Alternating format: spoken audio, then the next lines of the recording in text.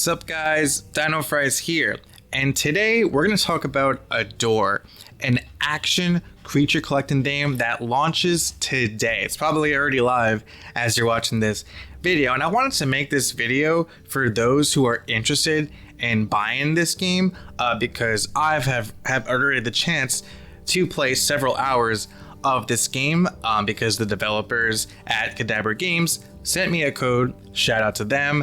And so yeah, I've been playing it, and I want to give you guys my first impressions thus far in case, again, you guys are interested in checking out Adoor. So let's get into it. So quick introduction to the game. You're this kid and he has a staff and he can control and capture monsters, I think because of this godlike entity inside of him.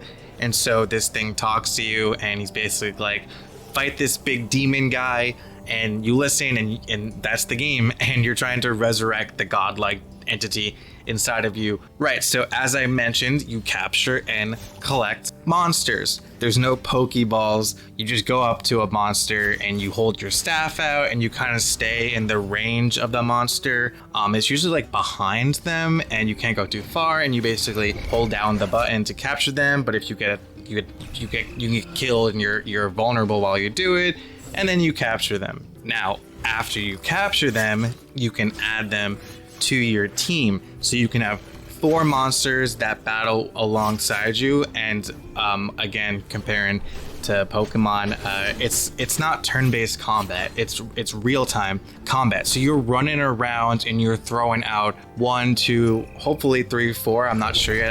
I've only been able to throw out mostly 2 at a time, sometimes 3. But yeah, you throw them out and they attack the other monsters. They themselves have basic attacks, so you throw them out, they do their basic attack, they stay on the field a little, and then there also is a chance for them to perform a special attack. They have like an ultimate meter that charges, and so when you throw them out, when their ultimate meter is charged and they do their special attack. Also, while you throw them out, you also recall them because you don't want them to take damage. So you throw them out, you recall them. You can also throw them out and kind of control them as to like the trajectory of where they move and attack. And also after they perform their attack, you can keep them out on the battlefield and control them a little bit more. But I mean, for me, I was just throwing out my monsters, doing an attack and calling them back. For me, that felt more smoother.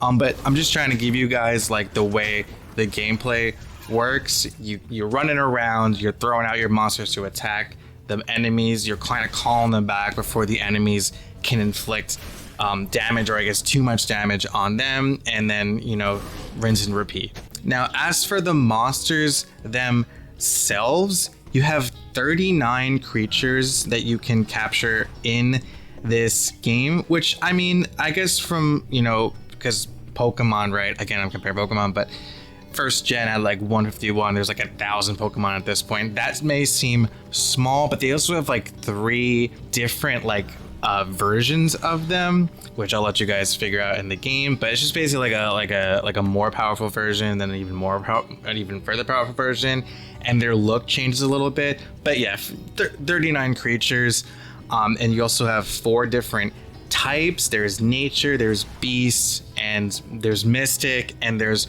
arcane. And the monsters themselves, they look great. I mean, it's like, you know, your classic element attached to an animal. Now, as for like the gameplay loop itself, what you're going to be doing in Adoor, right? So you have this hub world. This hub world is where you go in between like missions. It's where you can equip like artifacts to make you stronger. It's where you can deposit and withdraw monsters to take with you on your journey. And so you're in this hub, and then you go into this portal in the center of the hub, and you go on missions. You go to different areas on the world map. There's 4 different biomes, but in each biome there are a handful of missions to go on, and they have different rewards for each one. And you're basically you're accepting quests at the hub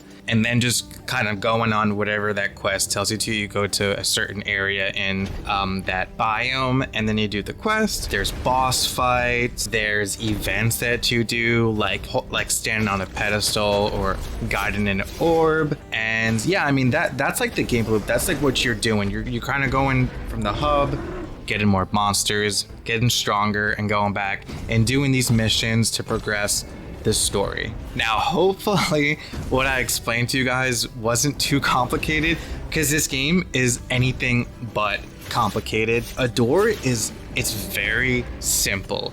If you guys like creature collecting games, but you also like games that are like really simple and like not too complicated, this is the game for you. That being said, it's not easy. I've died a handful of times, and I've only been playing, like I said, for like 4 hours now. It's a lot of it is about timing and like understanding what your creatures what their attacks are, and like how fast they are, if they're like bulky, if they're tanky, if they're frail, if they're like glass cannons. So a lot of the gameplay is you running around dodging, because the monsters really they're aggressive, so they come for you.